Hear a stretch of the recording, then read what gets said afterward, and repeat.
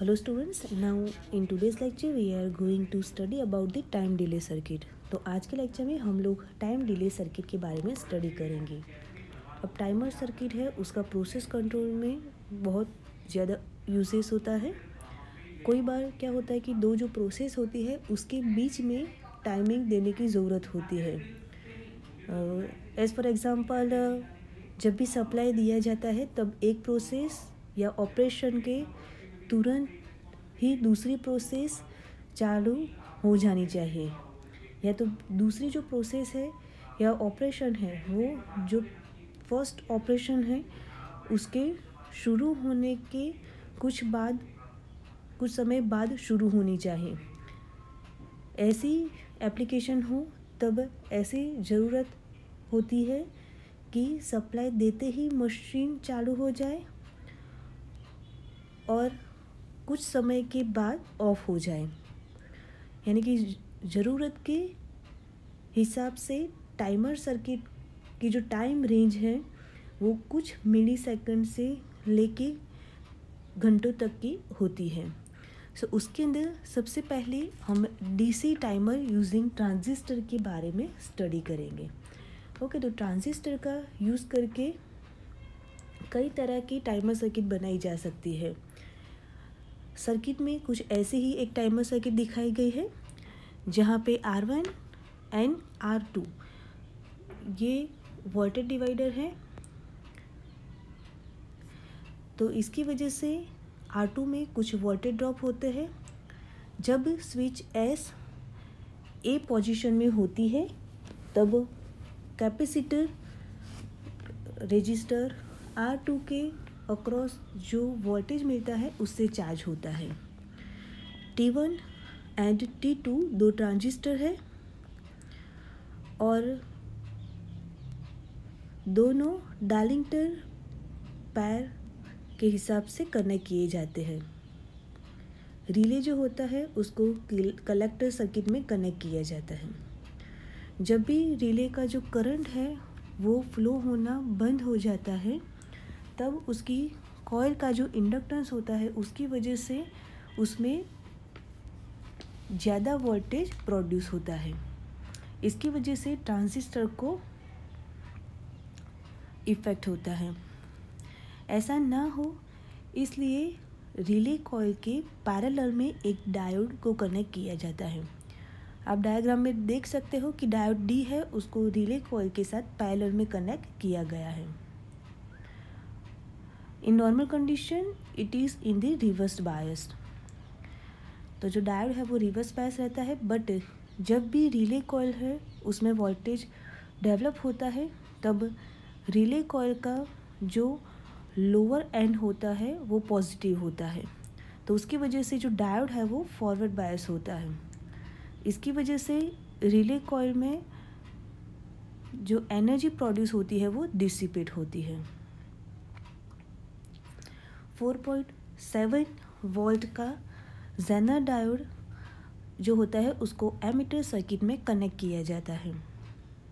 तो इसकी वजह से जो एमीटर का जो पॉइंटर होता है वो 4.7 वोल्ट पे क्लैम्प होता है। जो R4 रजिस्टर दिख रहा है आपको डायग्राम में वो जेनर डायोड का रजिस्टर है।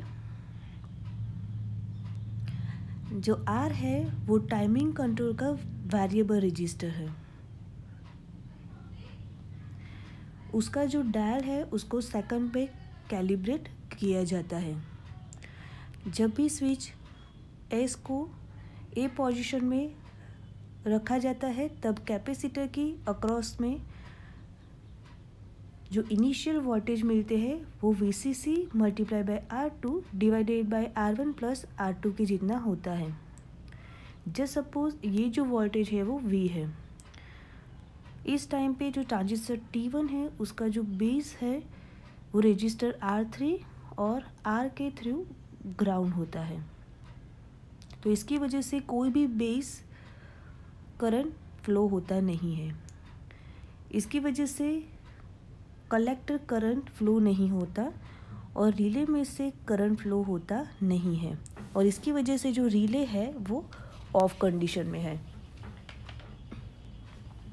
अब जब भी स्विच को बी पोजीशन में लाया जाता है तब कैपेसिटर का जो वोल्टेज है वो ट्रांजिस्टर के बेस को मिलता है, तो इसकी वजह से ट्रांजिस्टर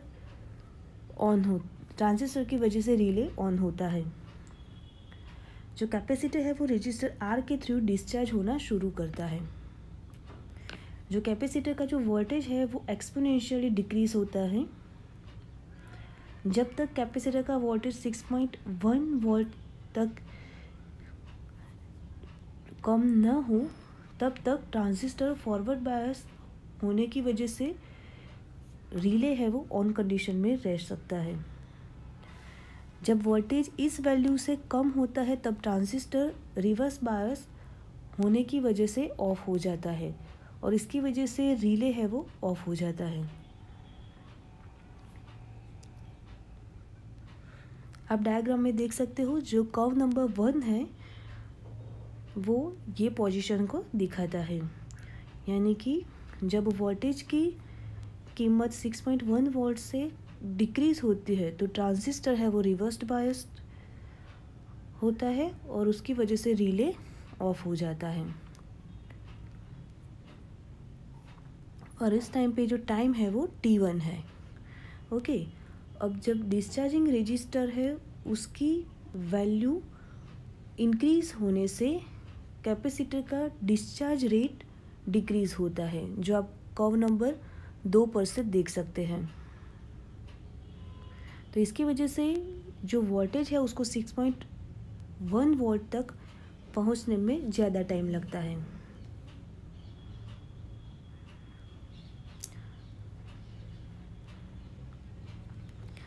नाउ नेक्स्ट वन है एसी टाइमर यूजिंग SCR। तो SCR का यूज़ करके एसी टाइमर सर्किट भी बनाई जा सकती है, जो आप डायग्राम में देख सकते हो। जस्ट सपोज स्विच है वो रीसेट पोजीशन में है। जब ए पॉइंट पॉजिटिव होता है तब डायोड D3 करंट फ्लो कर सकता नहीं है, बट नेगेटिव हाफ साइकिल जब होती है तब ए पॉइंट है वो नेगेटिव होता है जबकि बी है वो पॉजिटिव होता है। उस टाइम पे डायोड D3 करंट फ्लो करता है, यानी कि it is in forward biased. और जो करंट फ्लो होता है उसकी जो डायरेक्शन है वो BC D3 R2 A direction में से करंट फ्लो होता है। 2-4 हाफ साइकिल के दरमियान कैपेसिटर सप्लाई की जो पीक वैल्यू होती है उस पे चार्ज हो जाता है। जो कैपेसिटर की जो लोअर प्लेट होती है वो पॉजिटिव बनती है और अपर प्लेट है वो नेगेटिव बनती है। जो डायोड D1 है वो रिवर्स बायस होने की वजह से करंट को फ्लो नहीं कर सकता और SCR है वो ऑफ कंडीशन में है।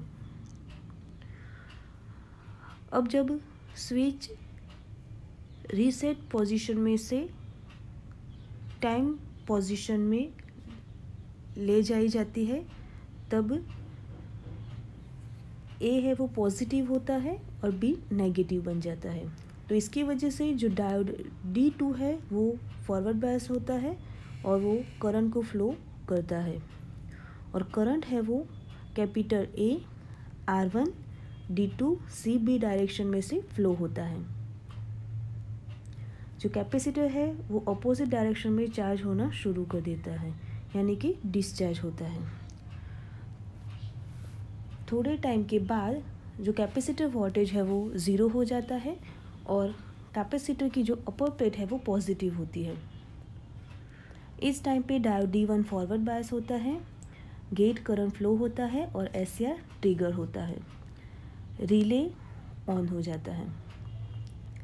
जब A नेगेटिव होता है उस टाइम पे SCR करंट फ्लो कर सकता नहीं है और उसकी वजह से रिले ऑफ हो जाता है। इन दिस वे, यानी कि हाफ साइकिल तक रिले ऑन ऑफ हुआ करता है। तो इसकी वजह से जो कांटेक्ट होता है उसके चैटरिंग होता है। ये चैटरिंग है उसको स्टॉप करने के लिए जो रिले कॉइल होती है उसके साथ पैरेलल में एक कैपेसिटर C1 को कनेक्ट किया जाता है।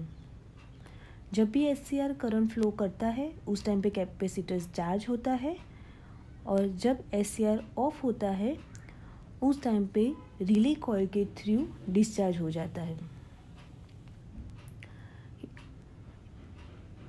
इस वजह से रिले कॉइल में से दोनों हाफ साइकिल के दरमियान करंट फ्लो होता है, और इसकी वजह से जो कांटेक्ट है उसका चैटरिंग बंद हो जाता है। जो रजिस्टर R1 है उसकी वैल्यू में चेंज करके टाइमिंग को चेंज किया जा सकता है। रजिस्टर R1 की वैल्यू इंक्रीज करके टाइमिंग है उसको भी इंक्रीज किया जा सकता है। So this is the function of AC timer using SCR. Means by using SCR we can change time delay. Now timer circuit using IC555. अब टाइमर सर्किट में IC555 का यूज़ कैसे किया जा सकता है। सो डायग्राम में आप देख सकते हो कि जो IC555 का टाइमर सर्किट दिखाई गई है, जो पिन नंबर 8 है उसके ऊपर प्लस VCC के साथ कनेक्ट किया जाता है। जो रीसेट पिन नंबर 4 है उसको भी सप्लाई के साथ कनेक्ट किया जाता है। जो पिन नंबर 1 है उसको ग्राउंड के साथ कनेक्ट किया जाता है। डिस्चार्ज पिन नंबर 7 और थ्रेशोल्ड पिन नंबर 6 को कंबाइन कनेक्ट की जाती है। जो टाइमिंग रजिस्टर R और कैपेसिटर C को कनेक्ट किया गया है। जो ट्रिगर पिन नंबर 2 है उसको रजिस्टर R1 के थ्रू प्लस VCC सप्लाई के साथ कनेक्ट किया जाता है, और push to on switch pin number 2 और ग्राउंड के बीच कनेक्ट किया जाता है। जो रिले है उसको करंट एम्पलीफायर T1 के थ्रू कनेक्ट किया जाता है। जो आउटपुट पिन नंबर 3 को प्रतिरोध यानी कि रजिस्टर R2 के थ्रू ट्रांजिस्टर के बेस के साथ कनेक्ट किया जाता है। इन स्टार्टिंग इनिशियल पोजीशन जो पिन नंबर 3 शून्य यानी कि 0 लेवल पर होती है, तो इसकी वजह से जो रिले है वो ऑफ हो जाता है। जब push to on switch S को प्रेस किया जाता है तब पिन नंबर 2 ग्राउंड हो जाती है, तो इसकी वजह से output pin number 3 plus VCC level पर पहुंच जाती है। तो इसकी वजह से जो ट्रांजिस्टर T1 है वो ऑन हो जाता है, और उसकी वजह से रिले ऑन होता है। रजिस्टर R के थ्रू कैपेसिटर चार्ज होने का स्टार्ट कर देता है। जब भी कैपेसिटर का जो वोल्टेज है वो 2/3 VCC जितना होता है, तब पिन नंबर 3 का जो वोल्टेज है वो शून्य हो जाता है और ट्रांजिस्टर ऑफ हो जाता है, तो इसकी वजह से रिले ऑफ हो जाता है। जो टाइम पीरियड T है वो 1.1 RC जितना होता है, जहाँ R और C टाइमिंग रजिस्टर और कैपेसिटर की वैल्यू दिखाते हैं। जो रजिस्टर R और कैपेसिटर C की वैल्यू में चेंज करके जो टाइम डिले है उसको चेंज किया जा सकता है।